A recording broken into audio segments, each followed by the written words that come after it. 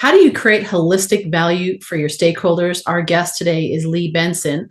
He is a value creation expert with over 30 years of experience in the business world. He's founded and led 7 companies, including one that had a 9-figure exit in 2016. He is the CEO of Execute to Win and the author of the book, Your Most Important Number, as well as co-author of Value Creation Kid. And today, we're going to discuss the 3 elements of holistic value creation, your most important number that you should be focused on, and how to shift from a game rigger to a true value creator.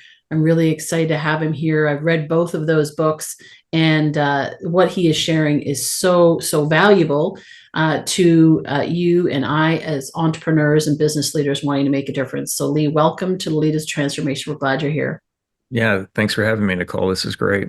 Yeah, my pleasure. And I do want to do a shout out to Bo and the team at Evan Carmichael for the amazing introduction. Thank you for introducing us to Lee. Because of you, we're here, and without you, we wouldn't have met. So I always love to do a little bit of a shout out to those that create value for this show and support this show with amazing guests. And of course, that's also our listeners and our viewers. We're glad you're here as well, and hope you enjoy this conversation. So let's dive into this idea of value creation and why it is such an important topic right now.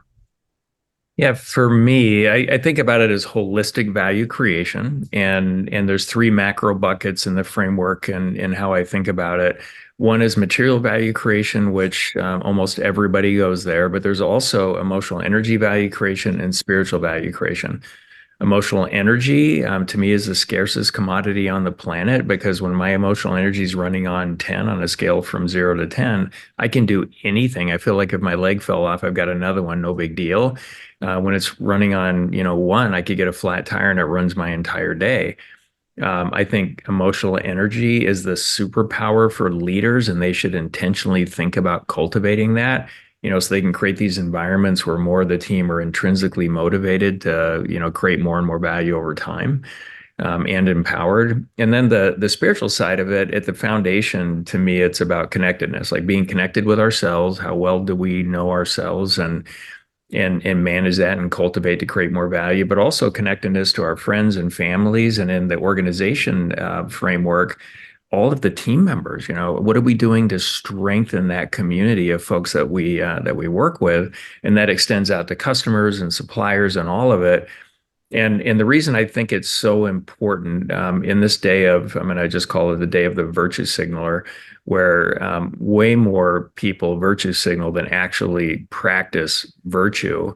They'll say it's not about the money and it's got to be about this and everything else. Well, it sounds good, feels good, looks good when you say that kind of stuff. But when you look at their actions, it's almost always 90% plus about the money and going in. And when you think about and kind of drive your behaviors with holistic value creation, you're trying to keep it in balance for you, and it's going to be a little bit different for everybody. The material piece, wildly important. Why people say it isn't most of the time is just virtue signaling, because it is. We should have enough money to maintain our lifestyle, survive emergencies, get involved with causes that we want to make a difference in the world. We need more money to drive bigger purpose, so it's wildly important.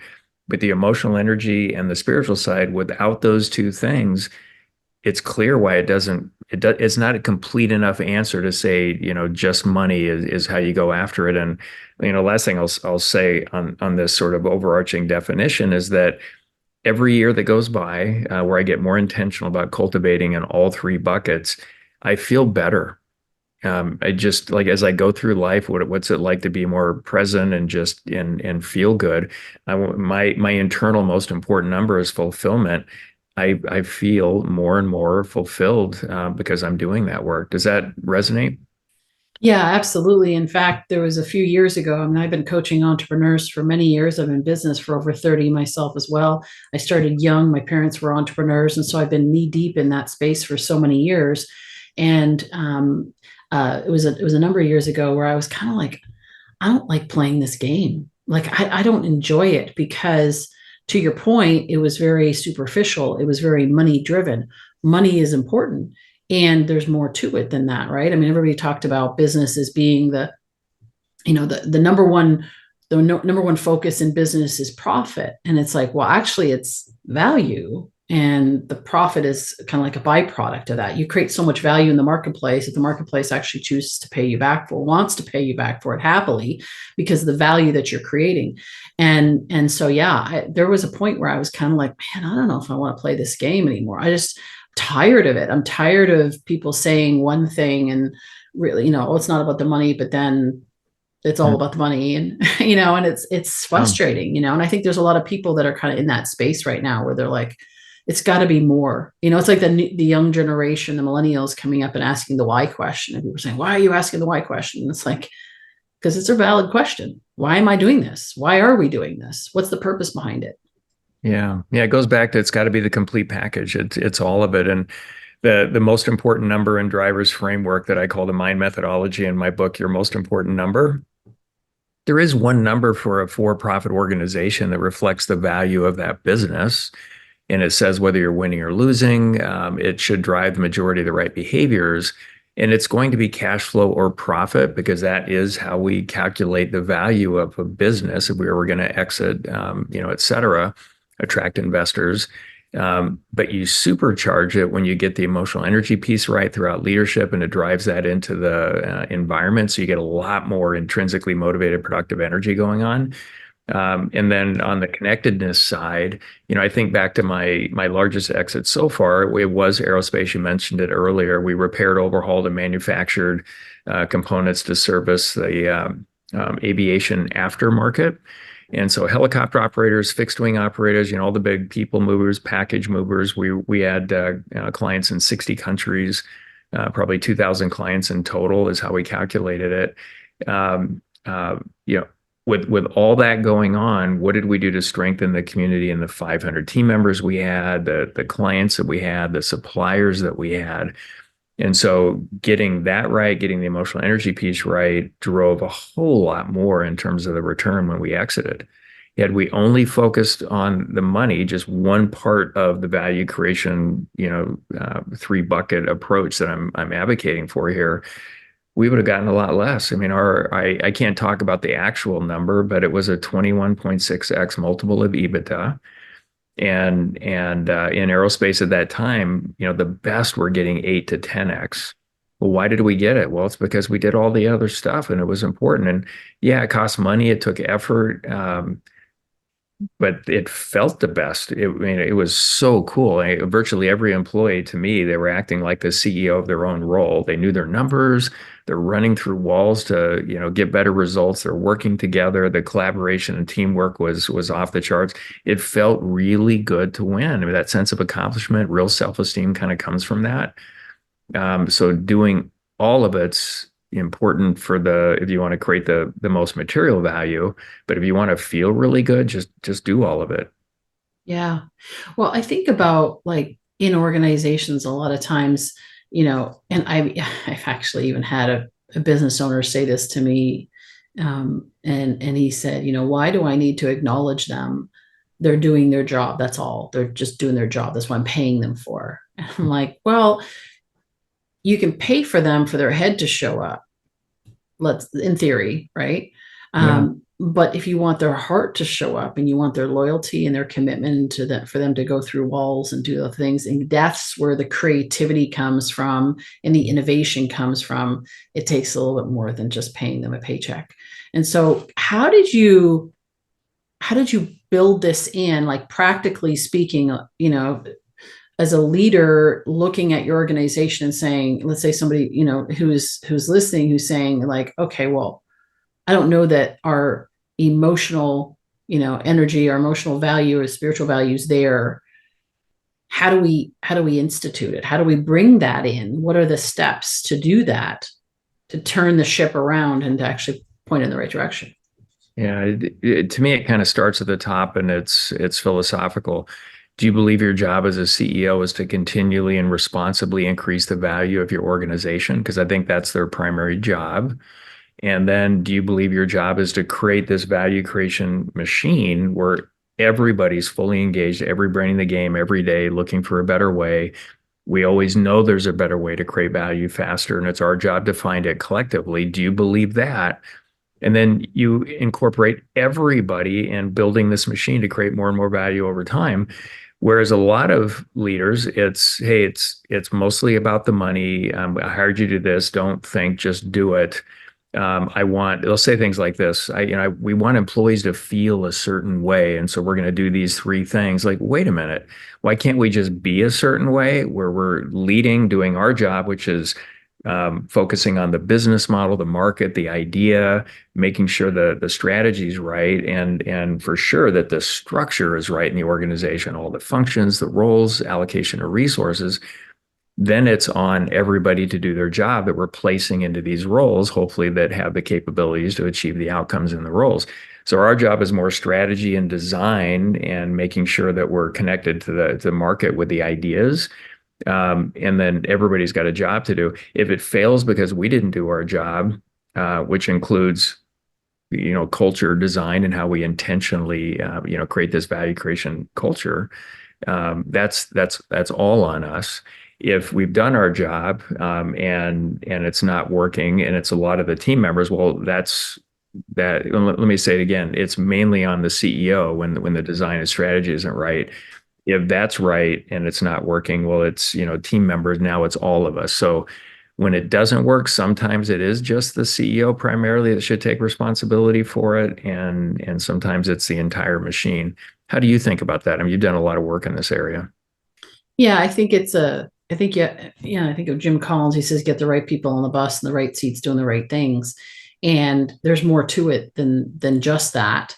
And you have to have people that are committed too, right? So the CEO, but a lot of times it does come down. I always say that the bottlenecks, in leadership as it relates to that, it's always at the top, right? Every bottle that you look at, the bottleneck's always at the top. And so you start there and then you go down from there. So I love what you said there about the philosophical perspective, and really, do you believe that this is your role? Because that's where the virtue signaling comes in, where it's like, yeah, I know that's the right thing to say because that's what everybody's telling me that is the right thing to say, and I can say it, but do I really believe it? And if you just say it doesn't have the same effect. And I think there's a lot of that right now going on. And so, but for me, I specifically work with people who are purpose driven, that are believing this. And so it's less of, from who I work with. And that's by choice, because I have had clients, like I said, in the past who said, it's just do your job, and everything will be fine. It's like, well, it's a little bit more than that. And that, I think that's where, with all the guests that I've had on the show that have talked about this whole person workplace and bringing humanity into the workplace, it's like, I've actually said, with all of these leadership consultants out there and teaching skills and emotional intelligence and all that, why do we still have so many messed up companies? And I think you hit it right on the head. It's just like, we have to believe that is our role, and believe that it's important, not just because it sounds good, but actually believe in the value of it. For the change to happen, it starts with at that core level. Yeah, 100% agree. So you have to believe it. So what do you believe philosophically around that? And then you can say the right stuff, but if you can't operationalize it, it won't work. Just because it's a good idea and it sounds right, and that directionally it's right, still have to operationalize it. And so how do you take, because I think what we're trying to do here is connect culture to value creation. We want everything everybody does to create more and more holistic value. Great, got that. Now, how do you operationalize it? And one of the ways that I did, there's a lot of pieces in there. So how are you cultivating material value creation? Better business models and math, and analyzing markets and product segments and all that. Great. And then we've got the emotional energy side. So are we intentional with our leaders and how they show up? Are they kind of leaders that take the energy down in the room when they walk in, or does it elevate?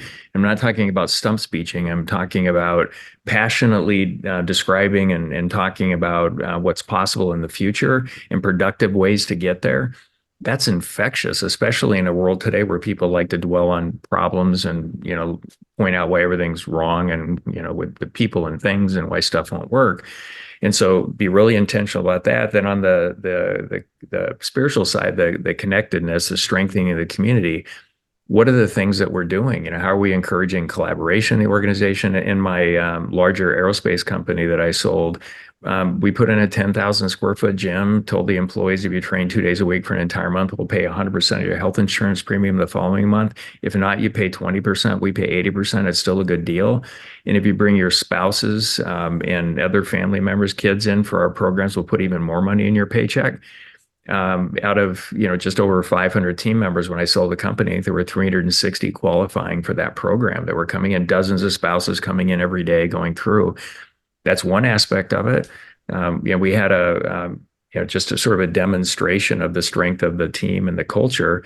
Had a team member pass away from cancer, and she wasn't a supervisor or leader, but gosh, there were well over 300 people that showed up at the funeral, and we had to shut the company down for the day so we could go do that. Somebody else says, "Hey, we want to do this adventure race." It's a very health and wellness oriented organization with a gym and a lot of other things that we did in that area. And then you go to the event and there's over 200 blue t-shirts there doing the event, and every weekend I'm being invited to multiple barbecues and get-togethers and all of that. It's just happening because we're intentionally cultivating it. But go to most companies, they'll read, Good to Great or some of the other books out there. And well, let's do the 12 questions and the Gallup poll and go through it. And one of the questions I think is, do you have a best friend at work? And if it comes back, we don't, what do we do? Start a best friend at work program? Like what is that? What does that really look like? It's like actually be these things and do these things. If you have to do a survey to see whether you have a healthy culture or not, you are so disconnected, in my opinion, going through. Yeah. So again, I think we're talking about connecting culture to value creation. There's so many cool things you can intentionally do to operationalize it in all three buckets. And I think Nicole, that's where most of them kind of fall down. They love the idea, just like they love creating strategy, but they don't really love the execution or operational piece of it. Probably don't even understand how to do it.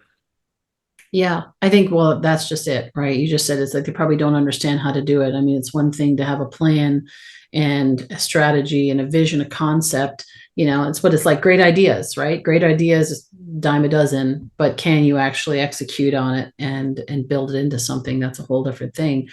Yeah. Talk about this idea of the score, and you talk about the most important number. A lot of times when we get into this conversation around emotional energy, spiritual energy, connectedness, culture, a lot of times there's almost like a moving away from the measurement of performance. And I know you're very intentional about bringing both of those things together, like you said, operationalizing it.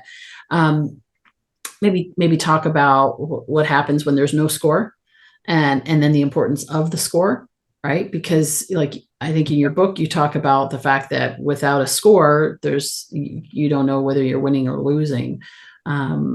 So yeah, just talk a little bit about how you do that practically. Yeah, the framework in the mind methodology, which again I outline in the book, Your Most Important Number, is that the organization does have one number that's reflective of the value of the organization and says whether it's winning or losing. And very importantly, that number will drive the majority of the right behaviors.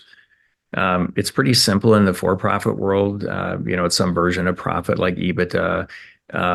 If it's very capital intensive, the business, it could be cash flow. My aerospace business, it was cash flow for me because we were very capital intensive. But as you go out to all the other functions, they should be intentionally designed to create value. So whether it's HR or finance or marketing or sales or operations, customer service, whatever, what would be the one number that says they're winning or losing? It's reflective of how that team was designed or that function was designed to create value for the organization, and that will drive the majority of the right behaviors. And so you could pick any one of the functions. Let's take finance. This is always interesting to me. Companies, once they get past 50 to 100 employees, they typically have some version of a CFO, could be controller, but let's say the CFO. And I'll walk in and I'll look at their information. Sometimes it could take me 4 hours to go through all the monthly financial reporting information they put out. It's like, this is fantastic. Like, everything's here. I am really good at connecting dots. And this is how I would start distilling it out if I was going to make better decisions using this data. And so I immediately go to all the senior leaders. How do you use this financial package that you get monthly to make better decisions to increase the value of the organization? And generally, I get nothing. It's like, I see the sales, I see what's left over at the end, but I get nothing. And the finance leader would, typically feel great about the quality of all of their stuff. And I give them a D or an F score because their job, in my view, is helping every leader in the organization discover the few numbers that they can leverage to increase the value their team creates, which accretes up to increase the value for the organization.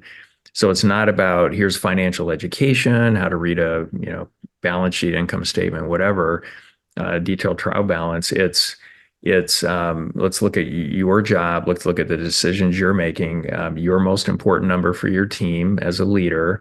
And if you had better financial information, could you make better decisions? And so you're working with them to help them discover those numbers. And so once leaders do that, it's pretty incredible how quickly you get a giant jump in performance across the board. Then I give them, an A or a B score, depending on the quality of how they're doing. But I think they missed that opportunity. And a most important number for finance overall typically would be cash flow. In there, we're making decisions around that constantly improve that. Cash is kind of important, right? Yeah, absolutely. Well, and what I'm hearing in that is that there's these most important numbers based on department, and it's like incremental improvement in each of these areas adds up to a huge increase in the value creation is. So they're not going to be the same numbers. And I just want to kind of state the obvious there. It's not that they're not going to be the same numbers across the board, that everybody's focused on the same numbers, but they're focused on the number that's actually going to ultimately impact the number of the organization. Yeah, and every team will have one number that does those two things, says whether you're winning or losing, where did you start, where are you going in terms of your plan, are you on track, at risk, or behind at any point in time? And you might be measuring 3, 5, 30 other things, but you're only measuring those things if they help you make better decisions to improve how your team creates value. So what I want to know when I go to work with a client or any of my businesses over time, it's really two things. Here's a team within the company. The aerospace company, I think there were 64 leaders, so let's say 64 teams. And what I want to know is, how do you know whether you're winning or losing? So a most important number is really helpful for that. Explain to me how that drives the majority of the right behaviors, because you get the wrong number, you could win on the number, but go backwards on value created. Great. So I just want to know, are you winning or losing? Great. Now show me the best work that you're doing with your team to improve the most important number. So I want to know, what are you talking about in meetings? How are you making decisions? I want to know the continuous improvement work that you're doing. What are the categories of work that your team should be really good at leveraging, getting better and better and better at, so they can increase the value that they're creating, or their most important number. And then accountability. What's the culture of accountability within your team? What percentage of the time are people doing what they said they would when they said they would? But it's really that simple. Most important number at the top. All the teams and functions throughout the organization have a most important number. When they're all improving, it's accreting all the way to the top. Now, from a management standpoint, it becomes wildly simple. That's great. I see your number. I understand why it's the number. Show me the best work you're doing. And now I can see what's happening in meetings. I can see the continuous improvement work they're doing, the foundational things they leverage to create value. And then I can see the culture of accountability by the actions that they're taking. And I know in minutes whether or not they're really leaning into create value or just checking boxes in there. Yeah. And if it's just checking boxes, which a lot of team members and teams do, isn't it great to know that? So you can be, doing some coaching and kind of work through that. And sometimes maybe you have to make a change because it wasn't the right role for that leader. But it's simple and elegant. And I remember when I first started thinking about this and built all the software to be able to do it, I met Jack Welch in 2008, former CEO of General Electric. He passed away a couple of years ago. We became very good friends. He was a business partner in my current company up until he passed. And my thought process was, well, if I wanted to see this stuff in a company that had over 400,000 employees, so many different business units like Jack Welch, how would I design it? What would I do? And I built it that way, whether you've got one team, three teams, 10 teams, hundreds of teams, thousands of teams, it wouldn't matter. You could easily see whether they're on track, at risk, or behind. Um, Everywhere. Like you could get anywhere in a 400,000 employee organization in minutes.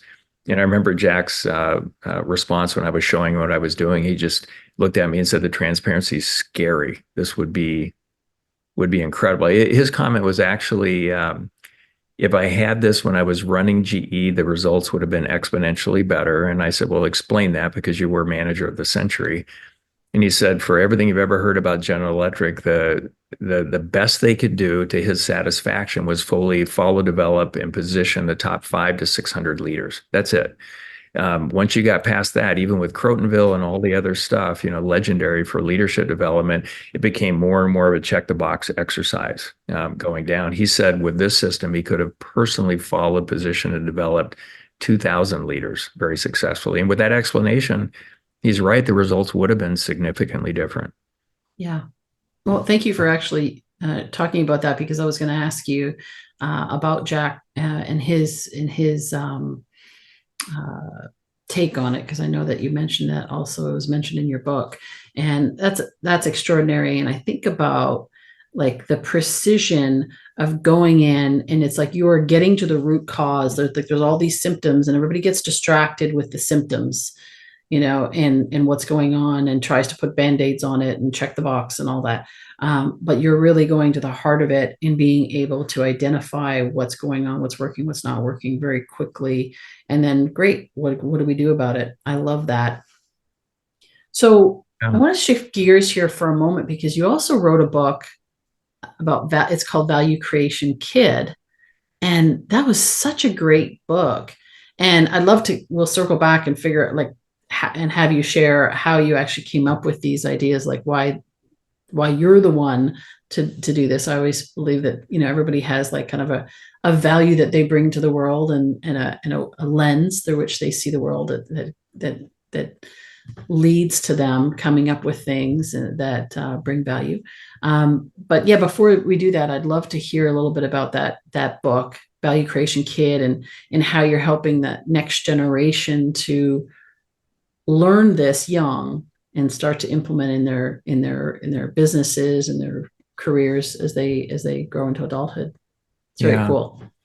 So we take on a lot of clients, and one of the clients that came on board was a very early stage company called Gravy Stack, and it was a financial literacy kids banking app that they wanted to use gamification to help kids get excited about financial literacy.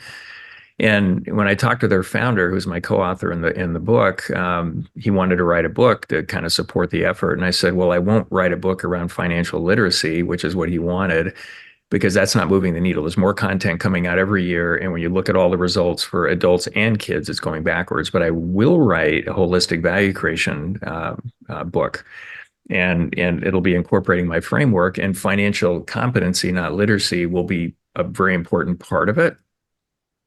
So he agreed, and kind of took that model through the book. And my thinking is, fix the kids, fix the world. They're going to be running the world that I age out in, and I want it to be amazing, not a dystopian future. And so what can we do there? I've been active in legislative processes for creating better conditions for kids to learn how to create value. But all I mostly see when I'm looking at this stuff and the nonprofits that I'm attacking it through, it's adults fighting over money. It's school supplies and facilities and all kinds of stuff, and who gets their contract, not creating better conditions for the kids to learn. And the single biggest thing that they miss is the purpose of an education. I believe that we've gotten to this place where the purpose is, we'll get a good grade, get a diploma, get a degree, get a job. And in that system, kids are doing what they think they're supposed to do, not what they're really meant to do and should be discovering. And I think the entire purpose of an education is to create value in the world and think about holistic value created. We should start with that. Now, why to learn, wildly important. Everybody's going to have different blends of value creation superpowers that they can mix together to bring to the world. And then what to learn starts to become a lot more obvious and more important. But if they're being exposed even before they get to kindergarten to this language in the household about holistic value creation, and imagine going into a school, K-12 system where, hey, the purpose is to create value in the world, and we're going to help you think about that and discover your value creation superpower. Maybe one kid loves to sing, or I'm calling from my in here today from my music studio. I love music. Look at the emotional energy that we can create with that. It can affect a few people in a room to billions around the world, depending on what you do, and elevate it. So we do all that. So the why, the what, and then how to learn starts to become really interesting. They want to go faster. They start to be intrinsically motivated and really passionate about it. So, all right, well, going through, the public school system and the legislative sort of bodies around the country isn't working because it's adults fighting over money. It's not about the kids, largely speaking. No matter what they say, that's not what's happening. And then the more money we throw into it, we can watch the results getting lower and lower and lower. It's just terrible. So let's go right into the family. So let's write this book, Value Creation Kid. How do we operationalize value creation in the family? And I'm really interested in getting this right for low and middle income families. That's the vast majority of this country in the US and the world. So what can they consume when they don't have time to read a book or anything else? So we came up with this really simple system we call the gravy stack method, but we're changing the name of the company in June to Dinner Table, because dinner table is where the value creation conversations happen. And the gravy stack and now dinner table method for the household is, how do you talk about value creation? What are the three buckets? What do you think your value creation superpower is? I think mine personally is probably emotional energy, because I just love talking about what's possible and getting people coming together to passionately accomplish it. But what is that for the kids? And then second would be your job for the family. So what are the expectations? This is your job. You don't get paid extra for it. This is your job for the family. And then expenses. As the children get older and older, what expenses do they start picking up? So they kind of, start to value money. And then the 30 in the job for the family would be extra money. So how do you earn extra money? They need to learn how to manage it and help the kids earn money in a fair, equitable way. In other words, you wouldn't pay them 3 times as much to wash your car as you could get it done down the street. So now you've got all of that going on. And then third, financial competency. I don't care that kids understand, they're financially literate. They understand what these terms mean. Is, can they actually apply it and manage it and do all that? And then foundationally to all of it is healthy struggle. I feel with the best of intentions, so many parents are taking all struggle away from kids because, hey, we don't want them to struggle the way I did. And whenever an adult tells me that, I'm like, wow, especially my friends or new people that I'm really enjoying a conversation with. I'm really glad you went through the struggle because it made you who you are. Why are we taking that away from our kids? And so let's design healthy struggles. Some struggles are unhealthy, but all struggle can be leveraged to create more value in the world. And then this is how we're thinking about operationalizing it in the family. We have lots of examples, and I stay in touch with families and how they're playing with it. And they've got kids of all different ages, and it's so cool for them to just, in this little 4-part way of thinking about it, be super intentional and understand it. And the struggle piece that used to drive them nuts watching their kids struggle because it just breaks their heart. This is actually good for them. Like, trust the struggle. It's going to pay off. And even for me, the harder it gets, I do get a feeling inside knowing that when I come out the other side, it's going to be even better.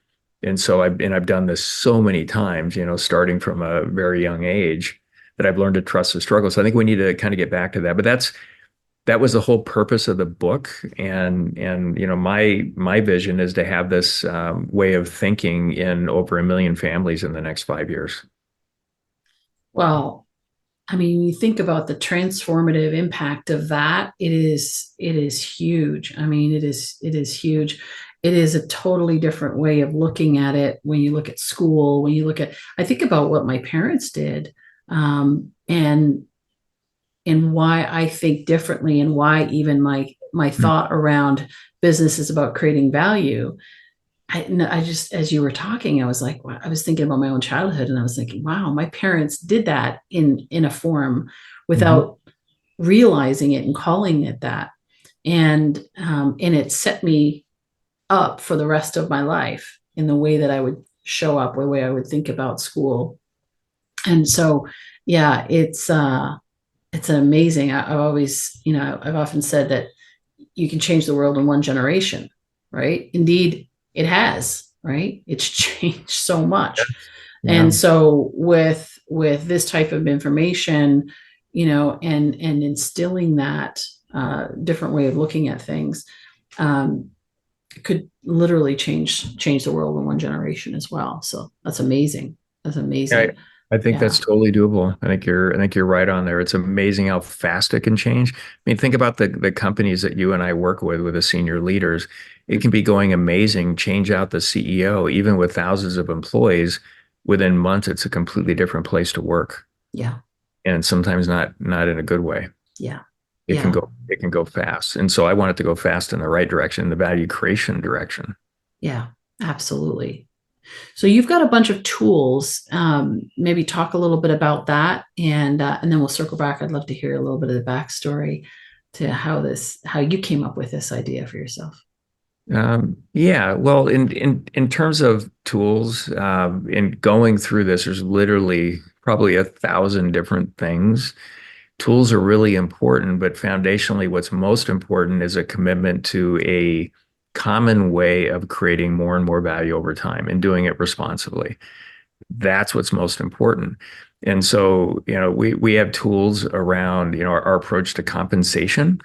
And compensation, wildly important, even for those that say, "Oh, it's not about the money." I used to laugh. I have employees tell me that. I said, "Well, if it's not important to you, I'm going to worry about it for you, for your wife and your kids that want to go to college someday, because I think it happens to be really important. And I think you're saying that because it sounds good to say." I've always been very direct around that stuff, and I don't think most are virtue signaling, even knowing they're doing it. It's just because they say what they think they're supposed to say.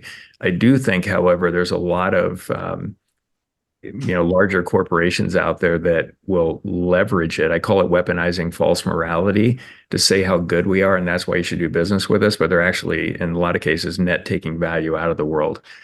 Um, but the tools matter once you agree on the methodology. And then given where you're at, for example, when I run my CEO mastermind groups, we call it execute. I call it, when we're in there, the work we're doing, full contact value creation. I limit it to 8 CEOs, and every 2 months we do a deep dive in every business in there. And for all of them, I can see the most important number, what their plan is. Are they on track? Yes or no? What winning looks like at the end of this year, at the end of the following year. So we have a high level strategy, view directionally, drivers or categories that the leader should be good at leveraging to like culture, for example, to create more and more value over time. And then our job is to make sure they're positioned at that critical place at every point in time in the organization to create the most net value responsibly next. And so it might be compensation, it might be culture, it might be how to think about business model. You can assess your culture and go through all of this. But I think for every business, there is one thing above all others that each CEO should be doing now or next that'll create the most value. And that constantly moves around. It's like playing Tetris, value creation Tetris, but it's really full contact value creation. We're not going to sit back and talk about stuff. We're going to lean in and really do it. This is Yeah. what you do Yeah. as Yeah. well. So yeah, how does that land on you? Yeah, absolutely. Absolutely. And again, going back to the core of what is necessary to get the outcome. And so you've got your, and I also would like to plug some of the things that you do have, the resources. So you have an assessment for the mind methodology that's available. We'll make sure that's in the show notes as well. Your books, right? Your most important number, the value creation kit, And now you also mentioned about getting together with CEOs, your CEO mastermind. And so we'll make sure all that's in the show notes, because if people are saying, wow, I really want to, learn more, we want to make sure that they have the access to you and be able to take advantage of that. Yeah, So, I yeah. appreciate that. And for any of the listeners, if you just go to our website, etw.com, you can find all of it. I also have a podcast called Show Your Value, The Art of Value Creation. So we talk about these three things. And I get to interview a lot of amazing folks around how they've created value in the world. And one thing I've noticed from the interviews is that by the end of it, I generally ask, hey, what's your biggest takeaway from this discussion? It's just thinking about impact and holistic value creation. They start to change their language to the way I'm framing it. And I think that's happening the majority of the time because this just feels right. It doesn't feel complete the way we've been talking about it. And this business, execute to win, or ETW, for me, it's like great. I've done 7 startups. Actually, tomorrow we launch an 8th company. I've had exits from 7, 8, and 9, throughout that range. I'm fine on money. I feel like my whole purpose in the world right now is driving holistic value creation behaviors out into the world, which creates a better world for all of us to interact with. So selfishly, that feels good to do it, and it's better for me and my family and friends out there. And so how can I have an even bigger impact? I like what I'm doing now more than anything that I've done because I get to work with a number of groups of CEOs, increasing the value of their organizations responsibly. It's a format I've come up with after 40 years with overlap of being part of other groups like, Vistage and a number of the big ones out there. They just kind of lose their evergreen value after a year or two.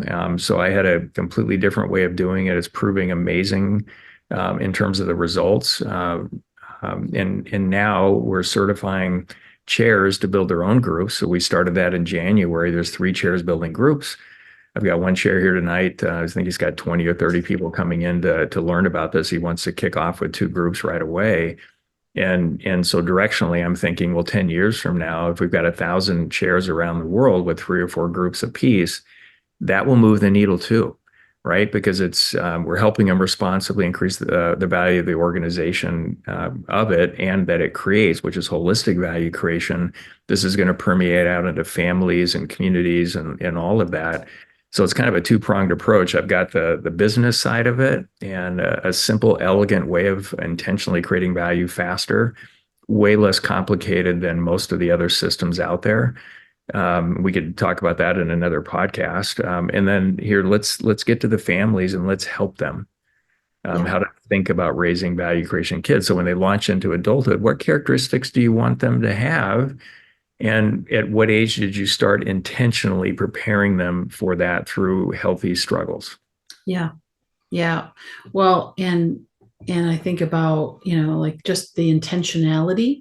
I think that's one of the things that's lacking in organizations, is that intentionality, and also in families. You see families that are no judgment. It's just an observation to see that it's like, well, the goal is for our kids to survive school, to graduate, and to get a good job and get a good education, get a good job. And so there's that lack of intention about how, to your point earlier, about how do they create value in the marketplace and in the world, and that's so important. If we would all just stop and think, like, why are we doing what we're doing, and what is the value that we bring? It's that core question that we all have, is what's my purpose? Why am I here? And it's answering that question and really having a commitment around it. And it's a lot simpler than we think, I think. So so I good. believe you're right. Yeah, I believe you are. But it's too high level. It's like talking about culture. Almost everybody in business says it's wildly important, if not the most important thing. But when you ask them details behind it, they don't know what they're talking about. Yeah. Doesn't Yeah. mean they're directionally wrong. They just don't understand how to operationalize it. Yeah. Yeah. And that's where the rubber meets the road. So we're kind of running out of time here, but I Yeah. would love to have you share. I keep coming back to that. Is, how did you come up with this for yourself? Like, where was that aha moment, or that, you're looking around and going, I got to do this differently? Yeah. Well, I mean, this is really a 40-year overnight success story, right? Like you kind of come up They with always it. are. Yeah. And I remember when I met Jack Welch for the first time, to go back to that. There's 100 people in a room. We all paid $10,000 to sit there for 2.5 days. Most of them running over $1 billion in business. I was coming off a $10 million year. And the exercise on day one was, hey, somebody from each table state your mission and supporting values. And we were right up front. I mean, the podium was like right there. And I've got these giant companies around me. Nobody knew their stuff. And I said, well, it's in my bones. We live it every day. I'm happy to be the example. So he calls on our table first. Well, we designed a mission to tell customers why they should do business with us, and at the same time, why every employee gets a paycheck. And here it is. And it was safely reducing aircraft operating costs. It goes, great. Now, what are your supporting values? Well, we threw values out because when I interviewed people around it, I could tell they didn't understand. So we shifted to behaviors, and we wanted to create the conditions where at any point in time, 50% or more of the team members are behaving, performing, and leading as good or better than the strongest 10% at our most admired competitors. And that's what we did. And that's why we won virtually everywhere globally. So long, uncomfortable silence. Like, okay, maybe I don't know. I shouldn't be in this room. I should leave. And he goes, that's perfect. I wouldn't change anything. And as he went around the room, I realized why he did it, because everybody else had marketing slogans. So here's the answer to your question. I go to lunch. Here's a table that's kind of elevated in the corner of the room. It's, Jack Welch's table, and everybody's sitting there in their nice suits and ties waiting to sit and have lunch with Jack. And I take a bite of my salad, and he plunks down right next to me, not at that table, and says, I've done this thousands of times. Nobody's ever gotten it right till you. How did you do it? And I said, well, obviously we're dealing at completely different scales, but I think if we're trying to create real value, we're applying math, common sense, logic, facts, and reason, not letting any weirdness about money or politics get in the way of it, or out of control ego. We're going to go down the same road, past the same insights, all of that. And so I feel like you are. That's why I came here, and that's totally what I'm doing. And so that's how I came up with it, because I'm just focused, through this value creation lens. And I remember going to 3 follow-on sessions, and Jack asked me after at the third one, he goes, "It's the same stuff. Why do you keep coming back?" I said, "Because I keep having better questions. Like I'm applying this stuff and going deeper and deeper, and the questions get better." And we developed an amazing friendship. And he was a very loving, caring guy. Some people loved him, some people didn't like him so much, but I thought everything he did was directionally right. Yeah. Well, you had the personal experience of it. So, Yeah. yeah, being with him, that's awesome. Well, you obviously had a certain way that you saw the world, and you were almost, it was like unconsciously competent in that area where you were conscious of it. Obviously, you knew the value of this and the importance of it, but it was just so innate to you that you didn't even see it as that distinct until sometimes that's what happens, right? We don't see it. We're like, well, duh. And then it's like, no, that's actually really something significant. And that is the value that you bring, Well, right? we all have to develop, and I just think if we're making decisions through a holistic value creation lens, like what'll create more in Yeah. balance value, everybody will come up with this. Like I believe theoretically that if you get on this road, it's going to be really hard to get off once you see it and start getting the rewards Yeah. from it. So I was totally unaware when I started, but I felt it, to your point. And now I'm way more intentional. I'm describing it in books. I've got a third book that I'm in the middle of. I want to get it out by the end of the year. So yeah, it's an evolution, right? Yeah. Yeah. Lee, this is so good. And yeah, maybe we'll have to have you back to talk a little bit more and dive into this, because this is so important. And it is such a foundational component to when we're talking about transformation, leaders who create transformation in the world. It is about creating value. And that's why when I read your books and I was like, this is what we're talking about. This is the core of it. So thank you so much for putting it in such a clear, concise uh, way that we can understand it and we can apply it, operationalize it, because it's not just a concept, it's something that we can implement and execute and create great value and great results from it. So thank you so much for coming and sharing a little bit with us here today. So Yeah. Thank you, Nicole. I really have enjoyed the conversation. I hope we can have more. yeah, absolutely. Absolutely. And thank you to our listeners for tuning in. I always say that leaders of transformation take action. You know what? You can listen to podcasts day in, day out and hear all these concepts and say, wow, that's amazing. It's when you apply these concepts to your own life that you operationalize, to use Lee's term. When you do that, that is when the change happens. That's when the transformation happens. So I encourage you, this may be one of those podcasts that you want to re-listen to a few times because there's so much in it. And I encourage you to do that and be able to take something from it. Look at your own most important number. What is your most important number? And if you notice, Lee said he has a personal number, right? That number is that fulfillment, that value number for himself. Look at your business and saying, okay, what is our most important number? And then how it trickles down through the different departments in your organization. I encourage you to do that.